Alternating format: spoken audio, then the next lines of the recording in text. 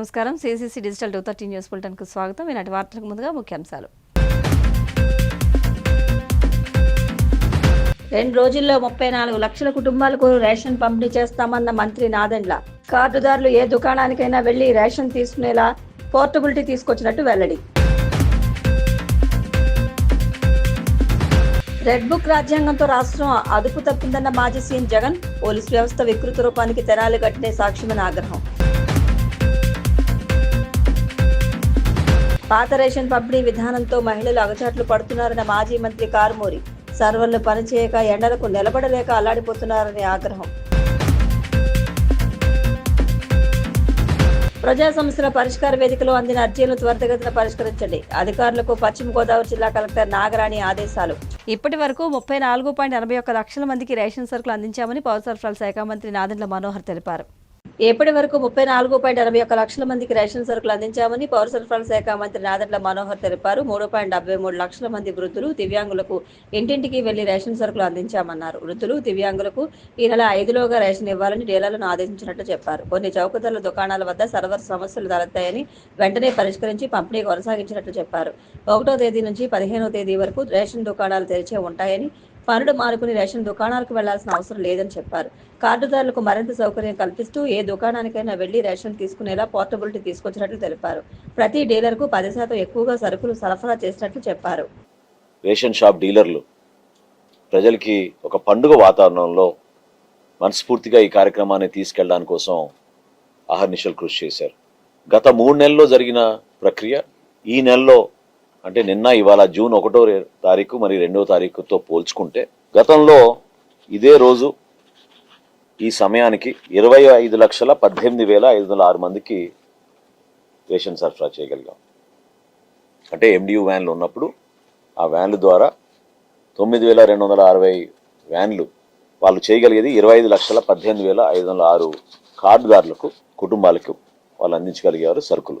అదే ఈ రోజు 1వ తారీఖు జూన్ 2వ తారీఖు జూన్ 4 వరకు ఇప్పుడే వచ్చిన లెక్క ప్రకారంగా 34,81,202 రేషన్ కార్డుదారులకు కుటుంబాలకు పౌర సరఫరా శాఖ నుంచి ఫేర్ ప్రైస్ షాప్స్ నిత్యావసర సరుకులు అందించడం జరిగింది. ఇది సుమారు గతంతో పోల్చుకుంటే 60% ఎక్కువగా మనం డెలివరీ చేయగలిగాం. ఇది నిజంగా కార్యక్రమం ఒక సక్సెస్. దీని వెనుక చాలామంది కష్టపడ్డారు. రాష్ట్ర వ్యాప్తంగా ఉన్న డీలర్స్, వాళ్ళ అసోసియేషన్స్, అధికార యంత్రాంగం, రెవెన్యూ సిబ్బంది వీరందరూ కూడా ప్రభుత్వం తీసుకున్న నిర్ణయాన్ని హర్షిస్తూ మరింత మెరుగైన సేవలు అందించడానికి కోసం ప్రత్యేకంగా వాళ్ళు తీసుకున్న శ్రద్ధని నేను ఈ సందర్భంగా వాళ్ళకి నేను అభినందిస్తూ, వృద్ధులు ఎవరైతే 65 సంవత్సరాలు దాటిన వారు ఉన్నారో, దివ్యాంగులు ఎవరైతే మంచానికి పరిమితం అయ్యారో సుమారు 15,74,000 మందికి కూడా ఇంటింటికే వెళ్ళి సరఫరా చేయమని 5వ తారీఖు లోపు ఈ సరఫరా జరగాలని మేము ఆదేశించడం జరిగింది.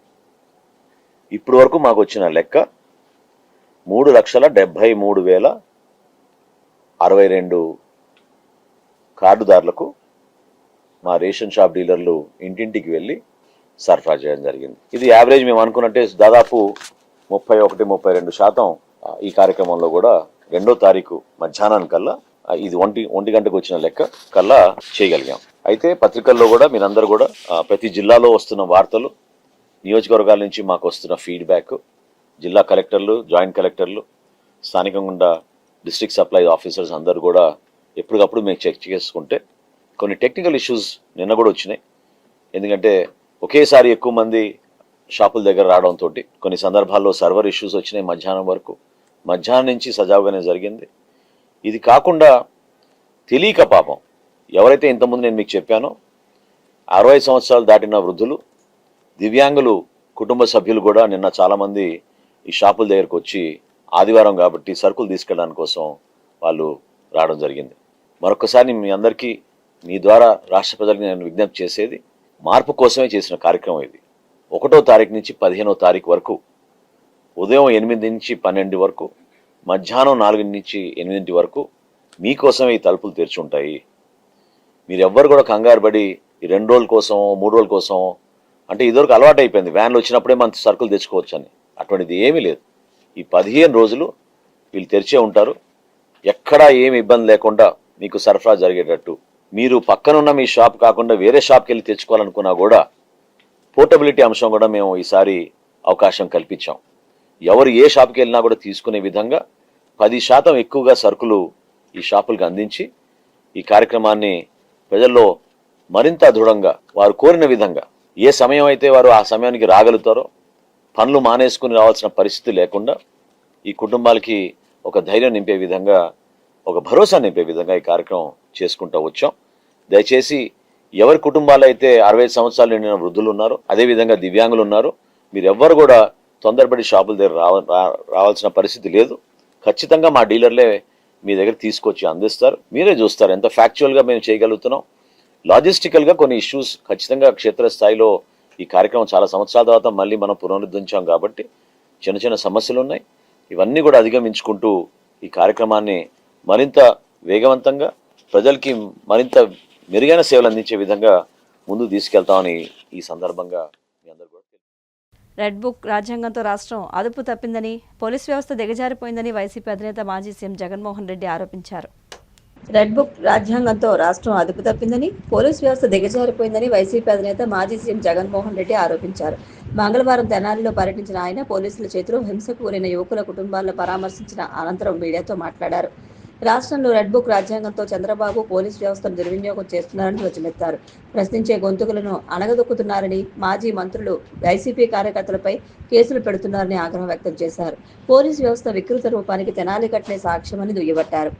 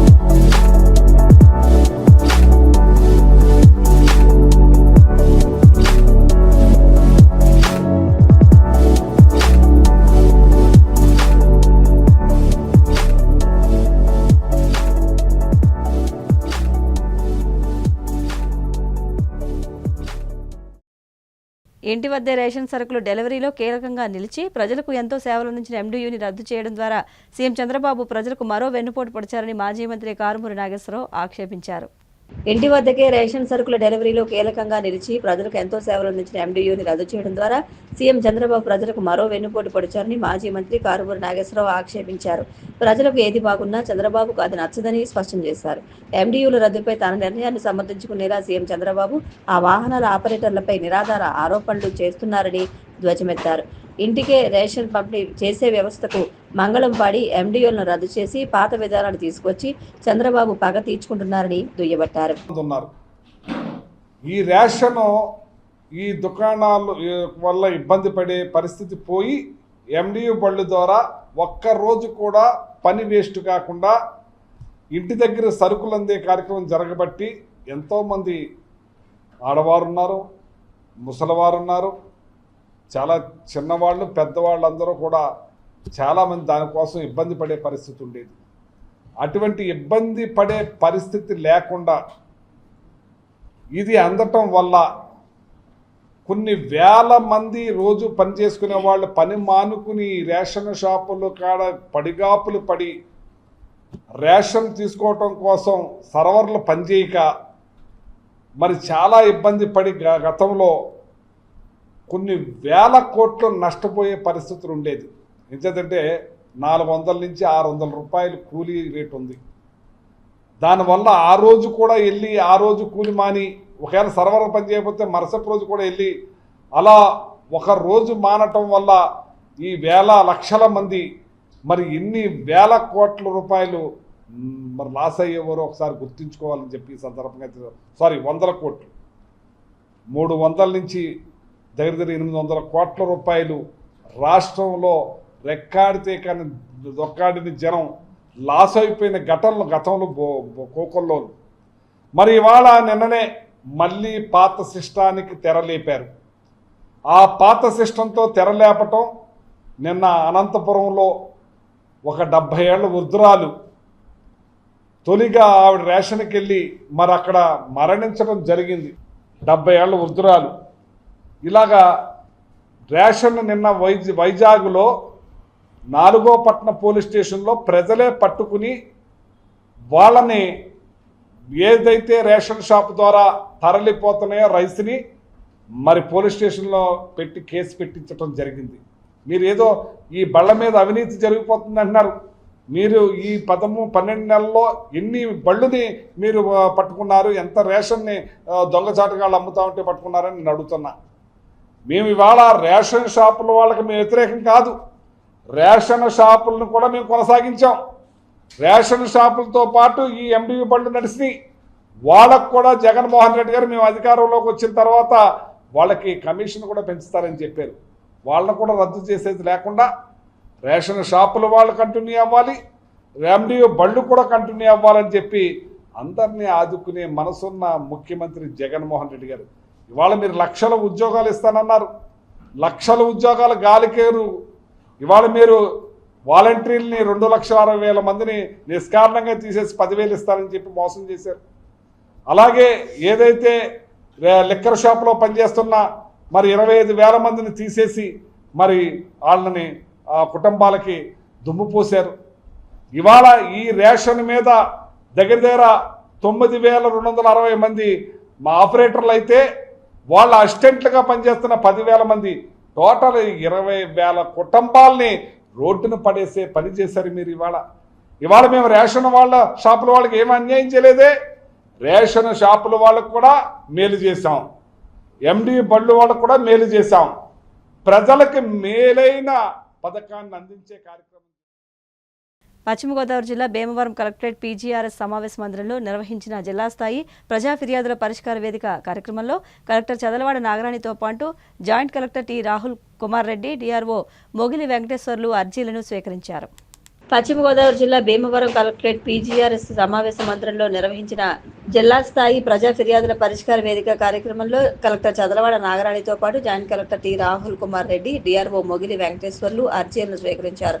ఈ సందర్భంగా కలెక్టర్ నాగరాణి మాట్లాడుతూ ప్రజల వద్ద నుండి స్వీకరించిన అర్జీల పరిష్కారం కోసం తగిన చర్యలు తీసుకోవడంతో పాటు ప్రతి సమస్య త్వరితగతిన పరిష్కరించేందుకు జిల్లా, డివిజన్, మండల స్థాయి అధికారులు కృషి చేయాలని అన్నారు. అర్జీదారులు కార్యాలయాల చుట్టూ తిరగకుండా ప్రత్యేక ప్రాధాన్యత ఇవ్వడంతో పాటు అర్జీలు రీఓపెన్ కాకుండా చూడాలని అధికారులను ఆదేశించారు.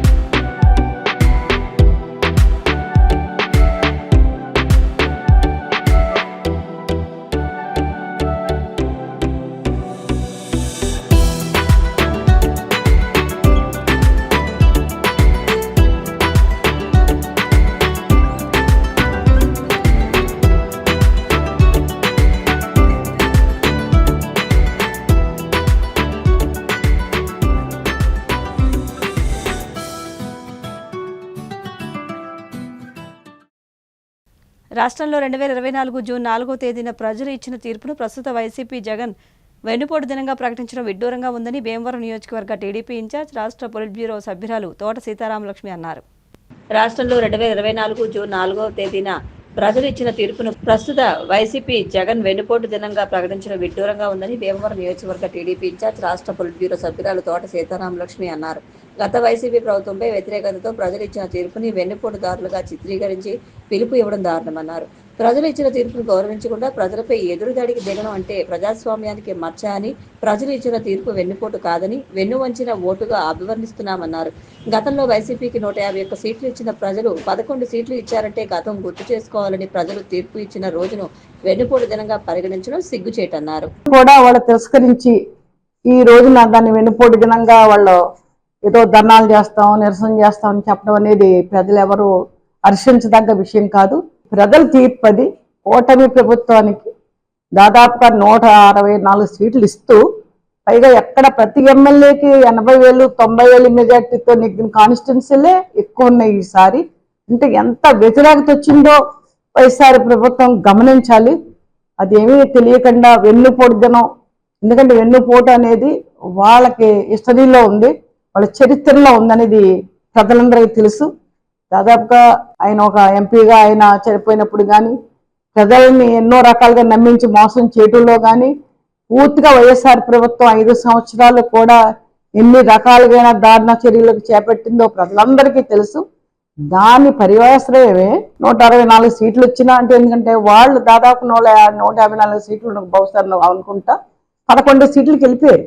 అది ప్రజల తీర్పు, ఎవరో కావాలని చేసింది కాదు. ప్రజలు ఇచ్చిన తీర్పుని ప్రతి ఒక్కరు కూడా ఈ ప్రజాస్వామ్యంలో మనందరం కూడా హర్షించాలి, ఆమోదించాలి కూడా. ప్రజల తీర్పుని ఎవరు కాదనే పరిస్థితి ఉండదు. ఇది డాక్టర్ అంబేద్కర్ రాసిన రాజ్యాంగం. మన చట్టాలకి రాజ్యాంగానికి లోబడే ప్రజల తీర్పుని ఇవ్వటం కూడా జరుగుద్ది. అదేవిధంగా 5 సంవత్సరాలు వారి పరిపాలన చూసి ప్రజలు విసిగి ఎన్నో రకాల దారుణాలకు పాల్పడ్డారు. అన్నీ మరి ప్రజలందరూ గమనించారు కాబట్టి ఒక మంచి మెజార్టీతో ప్రతి చోట కూడా ఎమ్మెల్యేలు నెగ్గించుకోవడం జరిగింది. దాని వేళ ఒక ఎన్నిపోటు దినంగా రేపు 4వ తారీఖున జూన్ 4వ తారీఖున చెప్పడం అనేది ఎవ్వరూ కూడా హర్షించరు, ఇందులో ప్రజలు ఆమోదించరు. ముఖ్యంగా ఇప్పుడు మనం చూస్తున్నాం, ఈ సంవత్సర కాలంలో ఎవరైతే కూటమి ప్రభుత్వం మన గౌరవ ముఖ్యమంత్రి చంద్రబాబు నాయుడు గారు సూపర్ 6 అని 6 పథకాలు పెట్టడం జరిగింది ప్రజల కోసం ఎలక్షన్ అప్పుడు మేనిఫెస్టోలో. దానికి అనుగుణంగానే ఈ రోజున దాదాపుగా ఎన్టీ రామారావు గారి టైంలో 30 రూపాయలు పెన్షన్ ఇచ్చేవారు పేదల కోసం. ప్రతి పేదవాడు కూడా పిల్లల మీద ఆధారపడకుండా వాళ్ళ కోసమని అప్పుడు పెట్టే ఈ పెన్షన్ అనేది కూడా.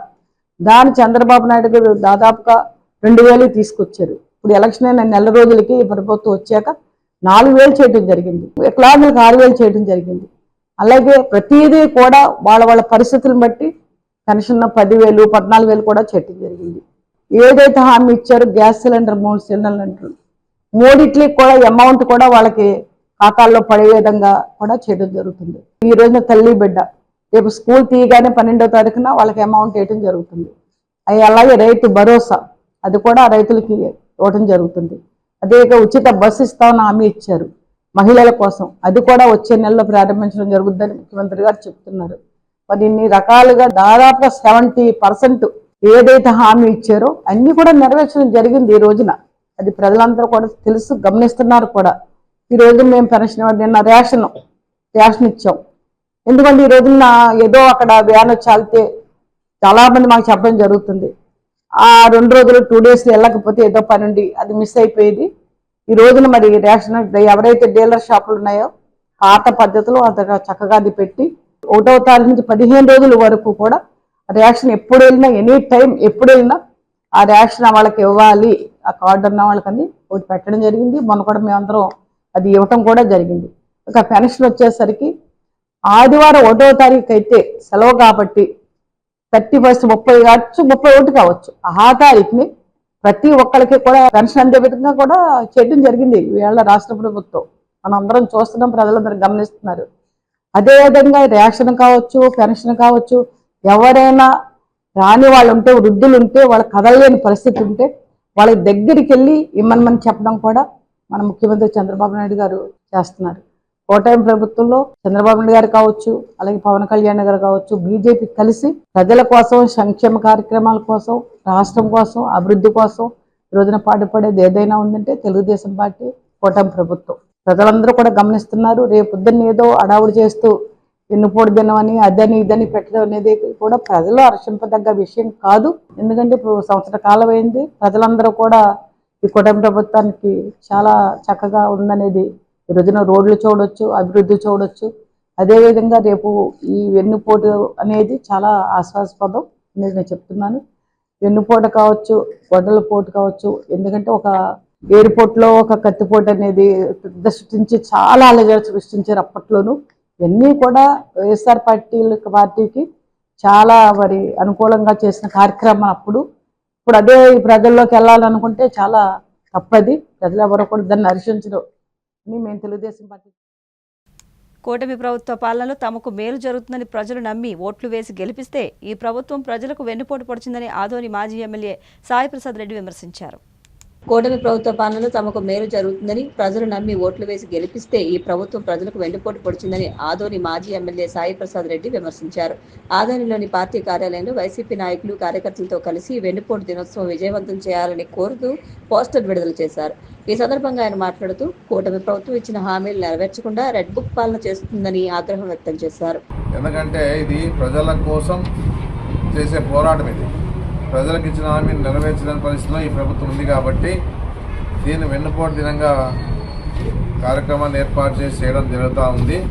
అందుకే ప్రతి వారు కూడా ఈ విషయంలో అందరూ కూడా మద్దతు ఇచ్చి ఈ కార్యక్రమాన్ని విజయవంతం చేయాలని చెప్పేసి కూడా నేను కోరుకోవడం జరుగుతూ ఉంది. ఎందుకంటే 1 year పరిపాలన చూసినాం.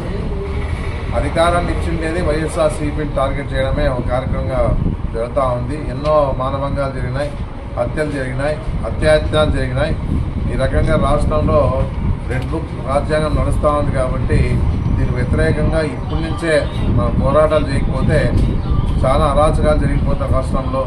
ఎందుకంటే సోషల్ మీడియా మీద కూడా కేసులు పెట్టడం, ఏదున్నా కూడా ఇబ్బంది పెట్టే పరిస్థితి రాష్ట్రంలో చూడడం జరుగుతూ ఉంది.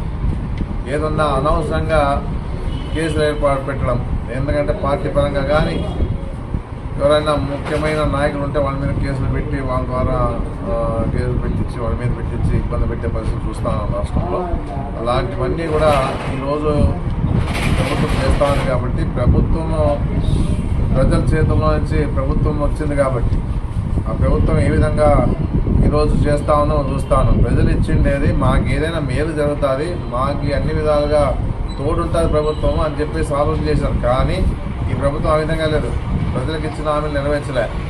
ఖజానా ఖాళీ అయింది, ఏమి ఉందని పరిస్థితి అని చెప్తా ఉన్నాడు. అమరావతి డెవలప్మెంట్ చేస్తారని చూస్తూ ఉన్నాడు. ఎందుకంటే ఒక అమరావతిలో డెవలప్ అయితే మనం ఏం కావాలి, రాయలసీమ వాళ్ళు ఏం కావాలో, కోస్తా వాళ్ళు ఏం కావాలో, ఇవన్నీ కూడా ఇబ్బందులు ఉన్న పరిస్థితి ఉంది కాబట్టి దీని మీద ప్రత్యేకంగా దృష్టి పెట్టినాడు చంద్రబాబు నాయుడు. గతంలో అయితే జగన్మోహన్ రెడ్డి గారు ఆ విధంగా లేదు. అన్ని ప్రాంతాల అభివృద్ధి కావాలని చెప్పి ఆలోచనలో మంచి పని చేయడానికి ఆయన చేయడం జరిగింది.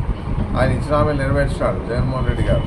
ఏదున్నా కూడా ఈరోజు ఉండే పరిస్థితిలో ఈ ప్రభుత్వం ఇవ్వలేని హామీలు ఇచ్చి ఈరోజు ప్రజలకు కూడా ఏది చేయకుండా ఇచ్చిన హామీలు నెరవేర్చుకుంటున్నారు కాబట్టి వెన్నపోటు దినంగా ఈరోజు ప్రకటించడానికి జగన్మోహన్ రెడ్డి గారు పెద్ద ఎత్తున పార్టీ కార్యకర్తల నాయకులు, అభిమానులు, కౌన్సిలర్లు, సర్పంచులు, ఎంపీటీసీలు అందరూ కూడా బీసీ, ఎస్సీ, ఎస్టీ, మైనార్టీలు, యువత, అన్ని వర్గాల వారు కూడా, మహిళలు అందరూ కూడా వచ్చి పెద్ద ఎత్తున పాల్గొని 9 గంటల వస్తే దీనికి టిఫిన్ ఏర్పాటు చేసినాం. దీనికి నుంచి పార్టీ ఆఫీస్ నుంచి సబ్ కలెక్టర్ ఆఫీస్ పోయి మెమోరాండం ఇచ్చి అక్కడ ఈ వెన్నుపోటు దినాన్ని గురించి మాట్లాడి మళ్ళా డిస్పర్స్ అవుదామని చెప్పేసి నన్ను తెలియదు.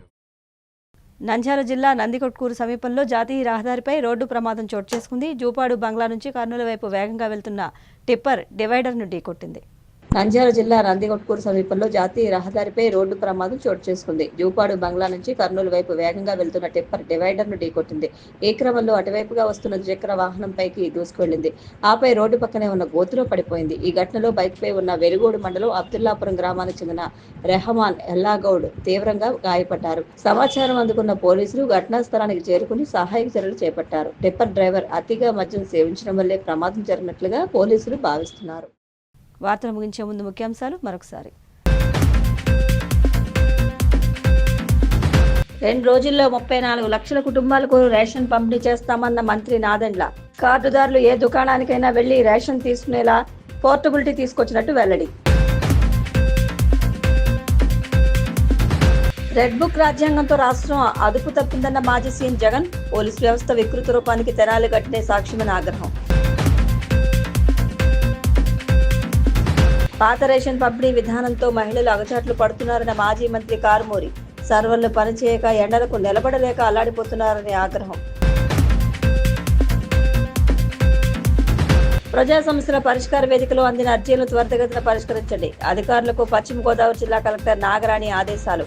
CCC డిజిటల్ 230 న్యూస్ బులెటిన్ ఇంతటితో సమాప్తం. నమస్కారం.